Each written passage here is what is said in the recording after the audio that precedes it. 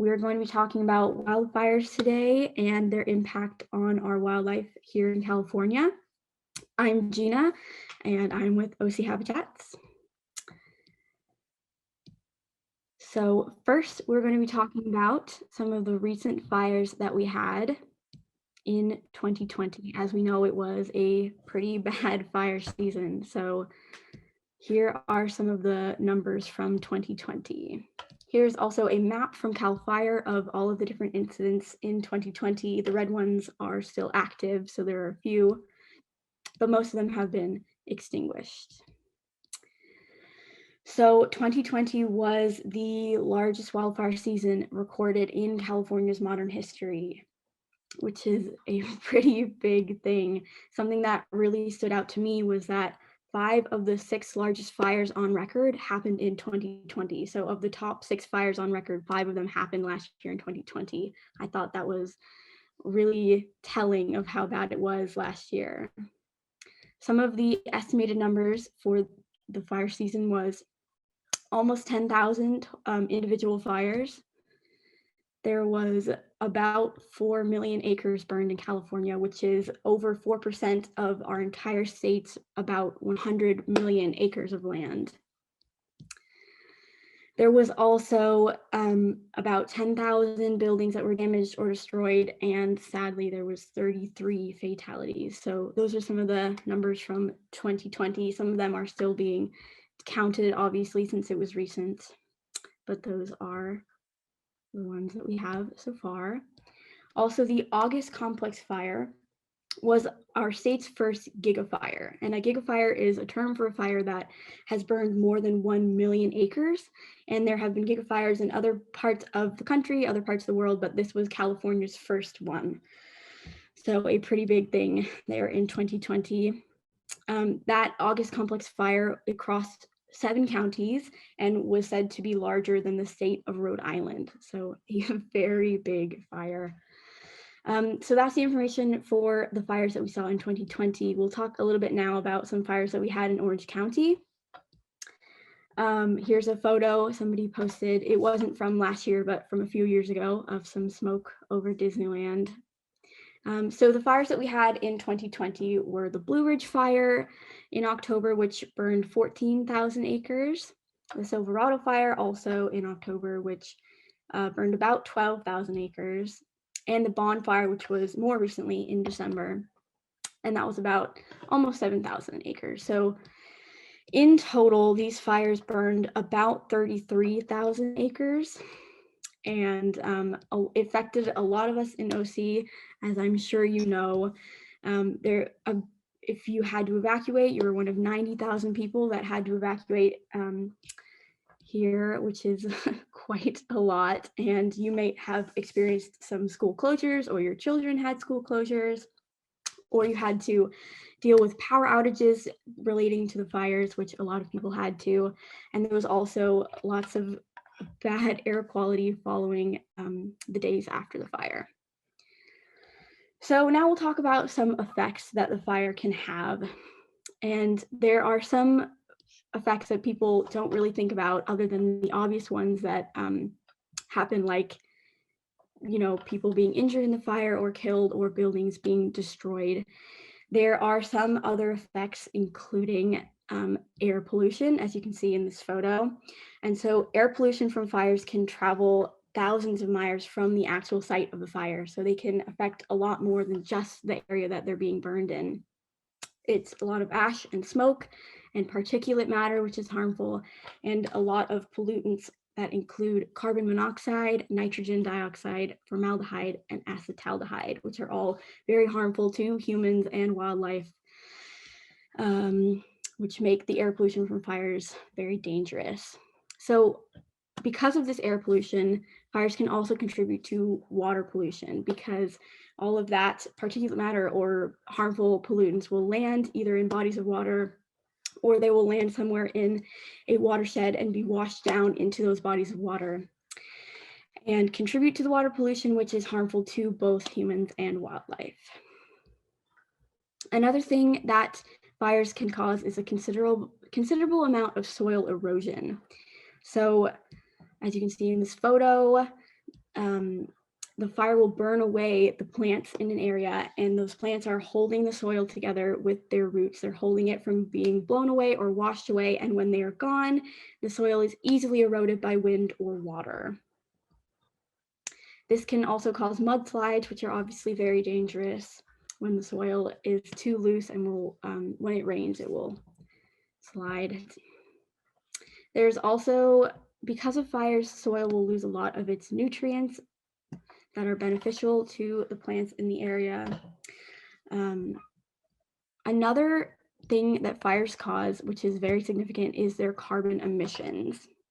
And so fires, when they're performing the process of combustion, are already emitting carbon dioxide, but they will also contribute to these carbon emissions when they destroy forests, because trees are carbon sinks. They hold carbon dioxide inside of them, and when they're destroyed, they release that carbon dioxide into the air, which is obviously contributing to things like climate change and is very harmful to the entire world. So that is another thing that people don't necessarily think about first when they hear about fires, but it is contributing to. Lastly, fires can undermine the protection of native species when they kill the native wildlife. And this will obviously affect the biodiversity of an ecosystem. And after a fire, the native species find it harder to kind of reassert themselves into the ecosystem. It's a lot easier after a fire for invasives or non-natives to take over, since they grow faster and easier in harsh conditions. So that is kind of why fires can undermine that protection of native species.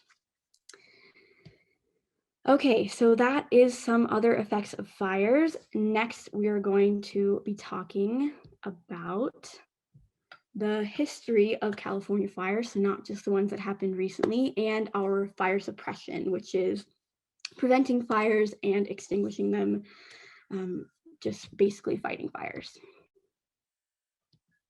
So a little bit of a brief history about fires in California. Here's a cool picture from 1927 of firefighters in Lassen National Forest. So before 1850, there were a lot more fires because Native Californians allowed fires to burn their course, or they started them themselves.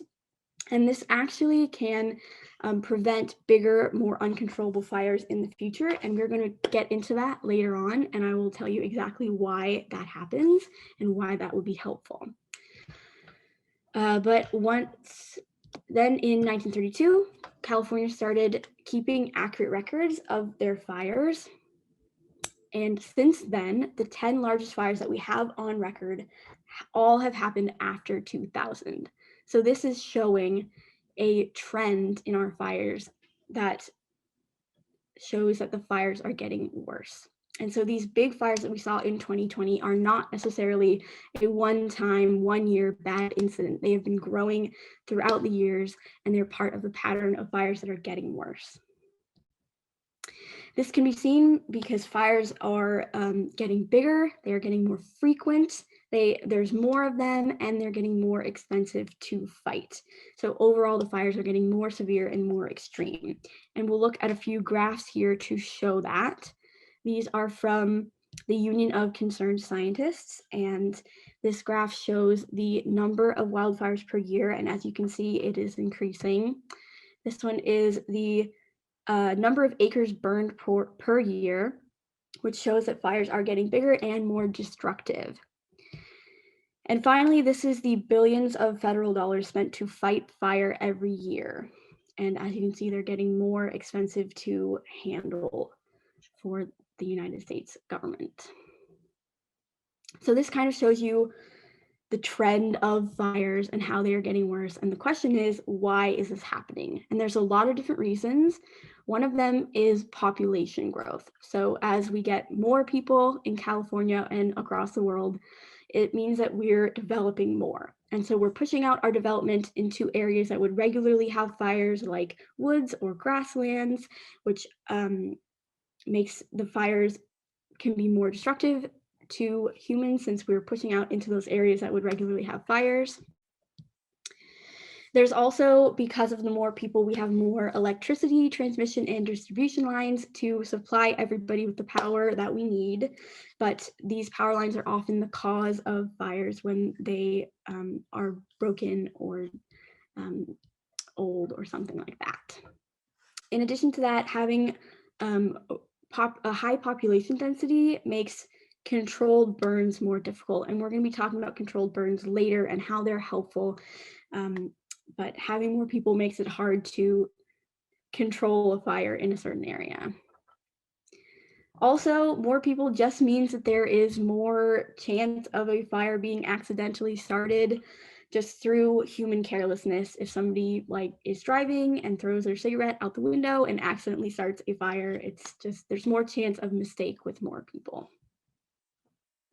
Another thing that is contributing to it is climate change. And so it kind of has this cycle of fires contributing to climate change and climate change making fires worse.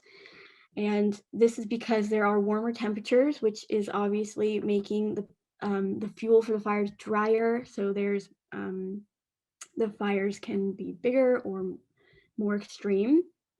There's also an increase of extreme weather or natural disasters. So obviously droughts will contribute to worse fires, but also if we have just irregular rain patterns in general. So if we have big rainstorms, that's going to make a lot of plants grow, which means that there's more fuel for the fire in the dry season when those plants dry out and can serve as kindling.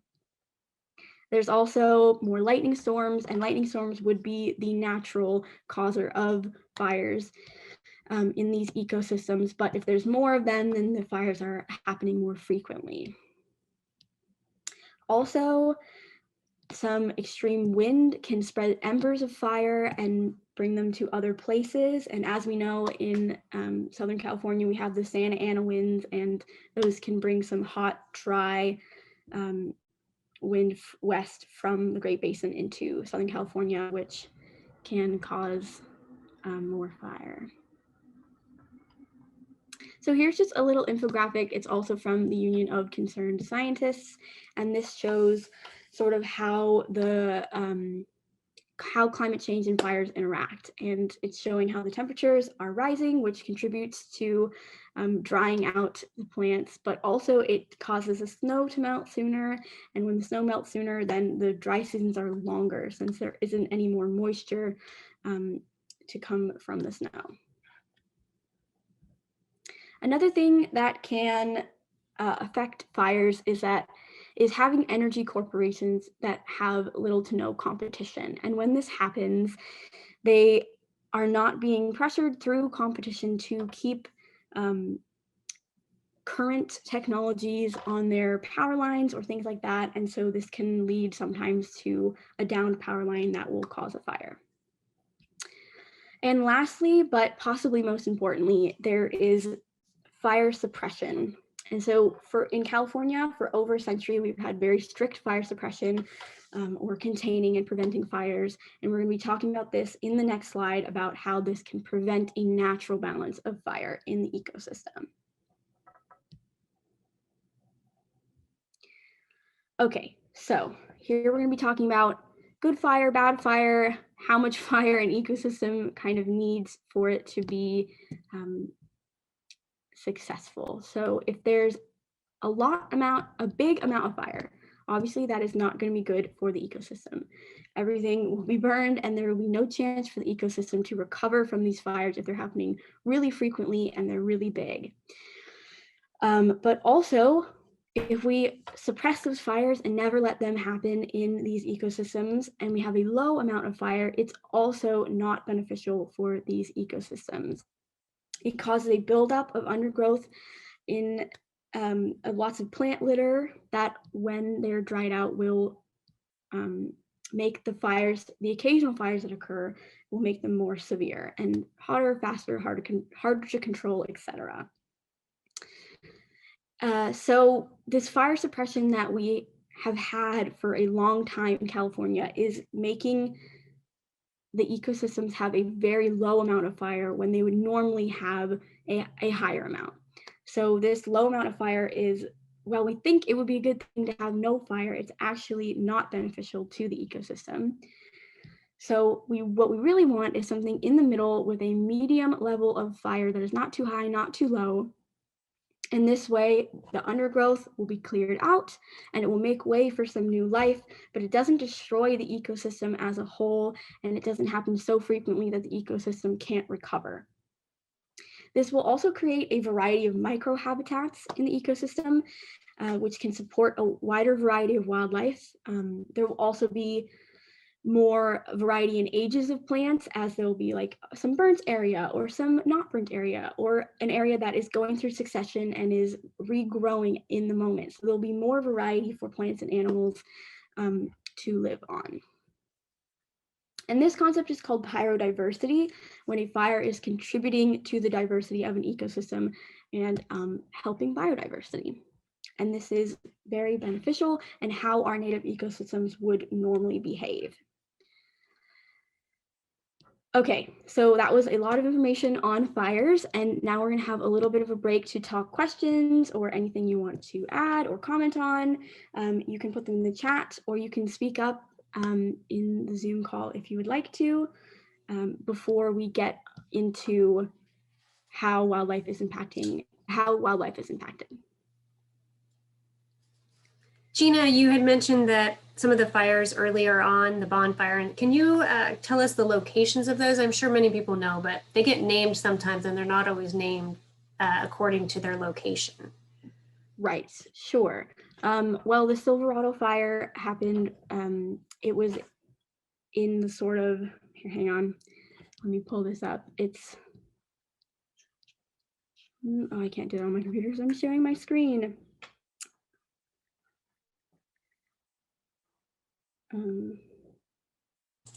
But the Silverado fire was in Silverado Canyon, right? Right. It was in the canyon, and it kind of covered a lot of, it hit a lot of our parks, like Santiago Canyon. So that was in like southern Orange County.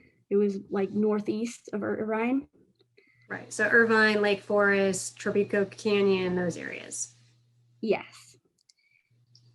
And the bonfire was also in the Santiago Canyon area, but it was just later. It was in December instead of October. And it was really close to where the Silverado fire actually was. So kind of showing those frequent wildfires where the ecosystem doesn't have a chance to regrow. And I think the Blue Ridge fire was just in Blue Ridge. Isn't that near Yorba Linda area, Blue Ridge? I think so. Yeah, because I remember when the fire was coming from there, I know that areas of Huntington Beach, even though it was fairly far away, the wind was taking that smoke from Yorba Linda directly into Huntington Beach area. I know that they were having, poor air quality warnings and things like that due to those particular fires, because they're just a little bit farther, closer to Huntington Beach than South County. Right. I don't see any other questions in the chat, so I think we can move on. I can attest to that. That was horrible. I remember there was smoke coming in from my bathroom because I have it's not sealed. It's a skylight for ventilation. And that was a pretty miserable couple of days, as Stacy remembers. Yeah, it's, as I said, can travel really far from the fire. And we had a similar situation. We have a firelight in our living room, a skylight, not a firelight, a skylight, and a lot of the ash was coming in from it. So yeah, it's very harmful. Somebody has their hand up. If you want to unmute or put it in the chat, go ahead. Cameron? Yes. Won't certain plants cause fires? Certain plants that tend to dry out, or they're not native to the area, so they can't withstand drought and stuff? Definitely, that is something that contributes to it, and I'll talk a little bit about that later when I'm going to the wildlife section, but that is definitely true that a lot of the invasive species in the area are not as adapted to the fires, and so they will burn quicker, and so it contributes to fires by not having the natural native balance of wildlife. So yeah, that is certainly something that contributes to the fires. And don't palm trees, like a few years ago, my school planted palm trees, but they weren't allowed to because they were like the palm trees spread embers or something like that. That is not something that I had heard of, but that is certainly possible because the palm trees are actually not native. So it's certainly possible that they can contribute to that. I hadn't heard about that. Can I add to his comment about non-natives, being more susceptible to fire? I do believe that could be the case, but we also, our native species are very susceptible because we are a very drought deciduous community, meaning that our plants go dormant in the summer, and they, to withstand the temperatures and the lack of water. So a lot of our own native plants do provide a fair amount of kindling during the summers because of their dormancy. So, I just want to make sure that is understood, that non-natives are not the only cause of kindling. They, certainly our natives also contribute to that. Yeah, there are also some native plants, I can't think of an example right now, that have sort of a coating that is flammable. So some native plants want to encourage that natural fire, and so they'll be coated in something that's flammable so that they will burn. But there's kind of both going on, I think, of the native plant life encourages the fires, but the invasives kind of can make it go out of control when it happens. Okay, well, if nobody else has any other questions or anything to add, I can move on. Thank you, everybody who shared. So now we'll be talking about wildlife, which we started doing a little bit, which is great. So first of all, California's native wildlife is very used to fires since it's a natural part of our ecosystem. So because we have a hot and dry climate, we usually get very little rain, and we have the Santa Ana winds in Southern California. In Northern California, they have the Diablo winds, which are similar to the Santa Ana winds. And also, like Stacey was mentioning, we have summer dormant plants that dry out and will serve as kindling. So all of these contribute to having fires regularly and naturally in our ecosystem. And because of this, wildlife has adapted to this environment where they have to deal with fires. So to escape the fires, birds and mammals will obviously run or fly away. Small creatures like amphibians will burrow into the ground. And some big animals like elk can hide in streams or lake to stay protected. And so a lot of plant species can regrow after a fire, whether it's from an underground root crown like the chaparral yucca, or just from leftover trunks or branches, which coast live oaks actually do. So those are some of the adaptations that our wildlife have. Also, some wildlife actually will thrive on the fire and rely on it sometimes. So a lot of plants require fires to reproduce. For example, fungi like morel mushrooms will release spores after fires. Our conifers will open their cones and release seeds after fires. Some ones native to the area that do this are bishop and knobcone pines. In addition, some species have seeds that have an outer coating that will melt after the fire, and they will begin to germinate. Some of those species are listed out there: Ceanothus, manzanita, laurel sumac, and sugarbush. There's a lot of plants that do that. And there's also something called fire followers, and these are some really beautiful annuals. You can see them in the picture up above that will germinate in response to fire, and they're often only in the spring after a fire, and then they return after the next fire. And so from left to right on this photo, there's the fire poppy, the wide-throated yellow monkey flower, and the scarlet larkspur, which are all native to the area and are some fire followers that we have. Animals also can benefit from the fires. A lot of predators like bears, raccoons, or raptors will actually feed on the animals that are running away from a fire. And this doesn't happen here, but in Australia, there are some raptors that have been observed to start fires on purpose so that they can feed on the animals that run away from the fire. They'll carry, branches, burning branches or fire in their mouth to start a fire, which is, I thought, pretty interesting. Also, some animals will require the burned areas to eat or to nest. Some of these include mule deer, which will feed on the new growth that comes right after a fire, and the black-backed woodpeckers, which are not in Southern California, they're in Northern California and up into Canada, but they are a very well-known species that rely on fire. And also there are a lot of beetles that will feed on the dead trees after a fire, and they will often attract birds as well. So there's a lot of animals that use the burned land to their advantage. With this in mind, there is some issues that the fires may be getting too intense, even for these animals that are adapted and even thrive with fire. So as I was saying, the fires are getting more extreme, hotter, faster, longer. Also, our fire season is longer. It's increased from 5 months to over 7 months.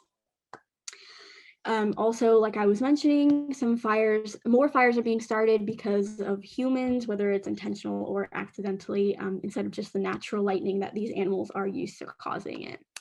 So a lot of these animals that are adapted to run away and escape might not be able to run away if the fires are faster and they spread farther.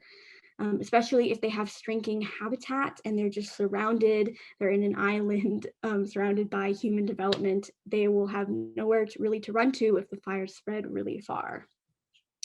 Or the creatures that have sought shelter and like hidden in streams or underground may not be able to survive hiding in these fires if the fire lasts for a longer time and is hotter.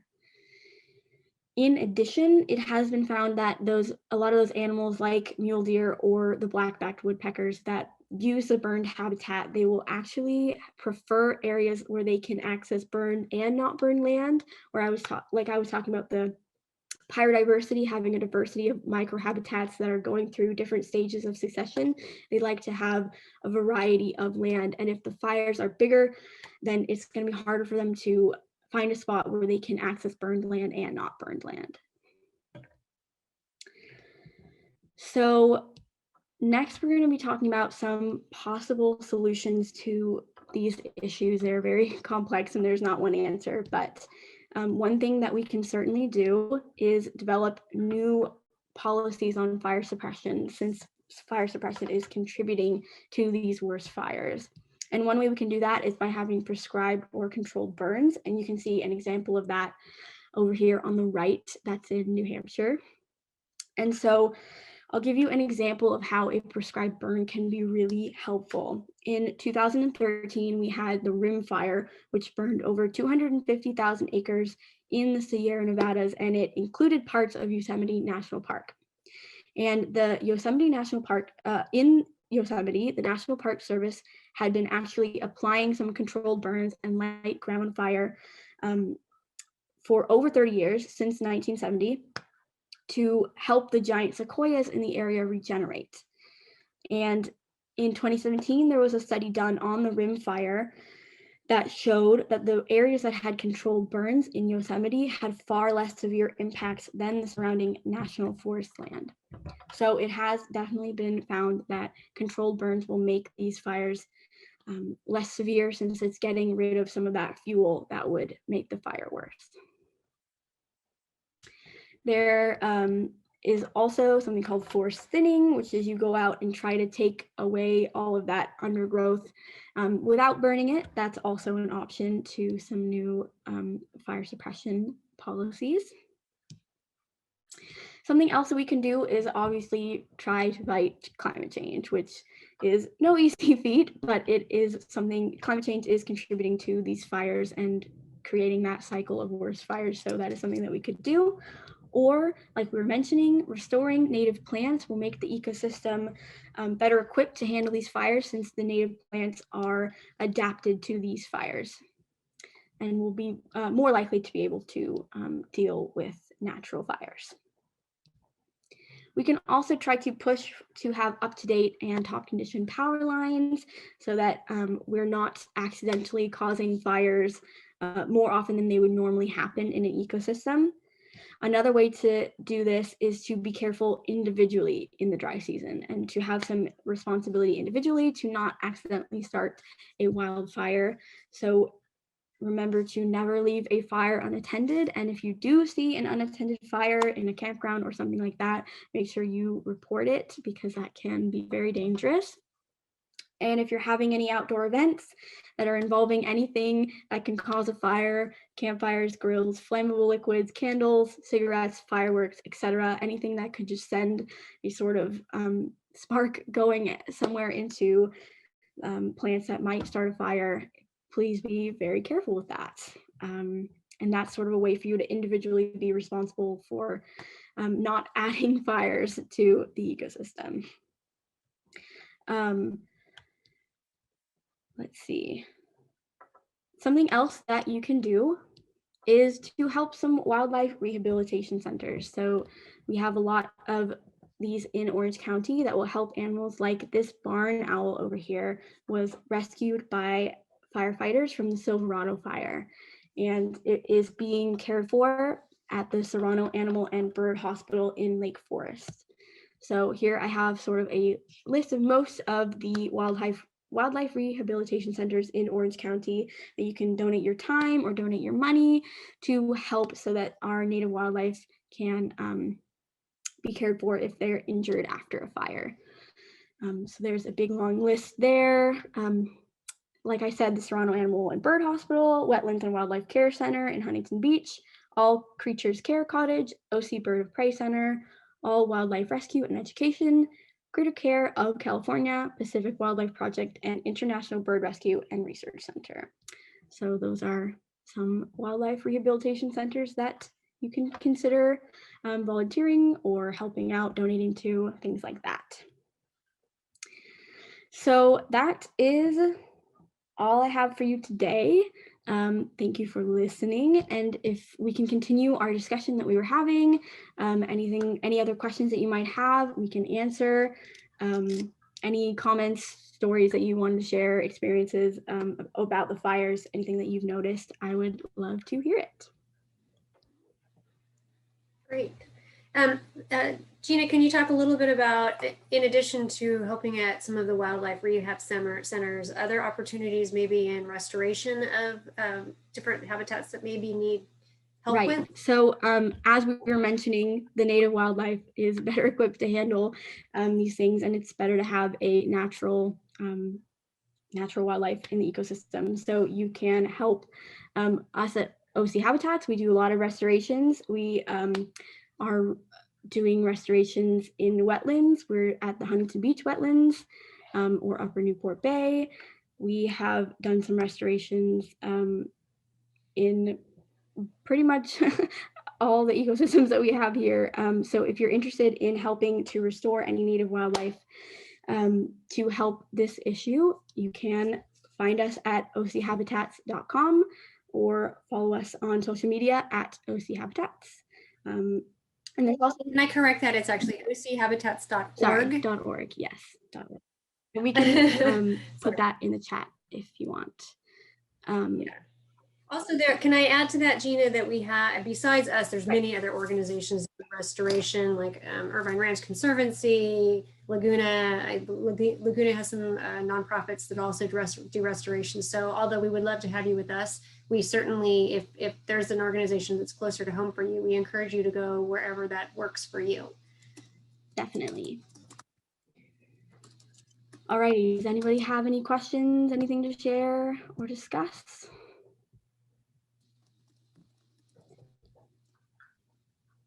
Yes, Cameron. I would like to share my personal experience with the fires and stuff.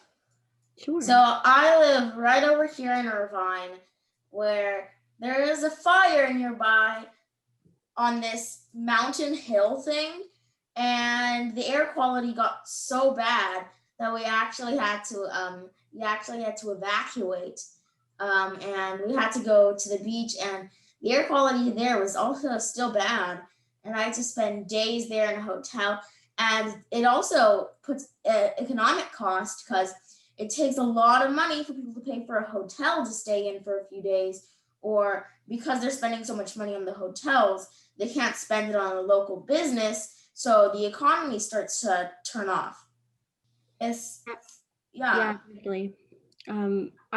It really just shows you kind of how far that air pollution can travel, and it's hard to get away from that bad air quality that we're experiencing. Yeah, thank you for sharing that. It's very true. Does anyone else have anything to add about their experiences with the recent fires in the last year? I know that some of you have come from Huntington Beach area. I know some from Irvine. There may be people from South County or more inland like Fullerton or Brea. We'd love to hear anything that you'd like to add, any experiences or any tips or tricks that anything you would like to add to this presentation. We're all about education and information, so we certainly would love to hear more if you have something to share.